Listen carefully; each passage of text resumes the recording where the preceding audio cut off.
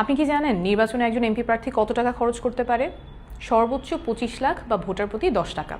কিন্তু বাস্তবে প্রায় কেউই এই আইনটা মানেন না। শোনা যায় একজন প্রার্থী নির্বাচনে 10 কোটি, 20 কোটি, 50 কোটি টাকা খরচ করেন, কিন্তু নির্বাচন কমিশনে গিয়ে বলেন খরচ হয়েছে মাত্র 25 লাখ টাকা। অর্থাৎ প্রায় সকলেরই সংসদে যাওয়ার যাত্রাটা শুরু হয় আইন ভাঙা এবং মিথ্যা বলার মাধ্যমে। এই অসততা ও মিথ্যার রাজনীতি আমি করব না।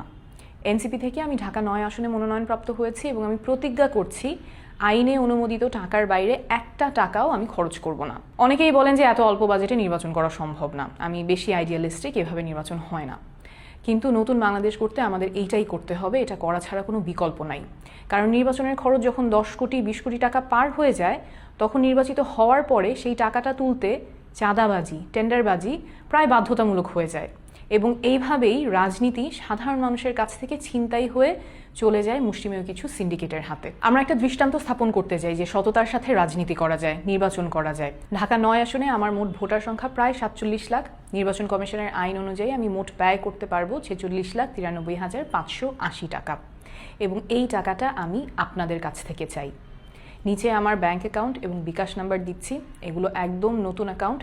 কত টাকা আসছে এবং কত টাকা খরচ হচ্ছে সেটা স্বচ্ছভাবে আপনাদের সবার সামনে প্রকাশ করব প্রমাণসহ। আমরা যদি একটা আসনের জন্যও দৃষ্টান্ত দেখাতে পারি যে জনগণের কাছ থেকে টাকা তুলে জনগণের সাথে ক্যাম্পেইন করে নির্বাচনে জেতা সম্ভব, তাহলে আগামীতে এমন আরও অসংখ্য মানুষ এগিয়ে আসবেন যারা সৎ, যোগ্য এবং রাজনীতিতে আসার সাহস দেখাবেন। এই লড়াইটা আপনি আমি মিলে করলেই আমরা জিতে যাব। আমি আপনাদের সাহায্যের আশায় থাকব।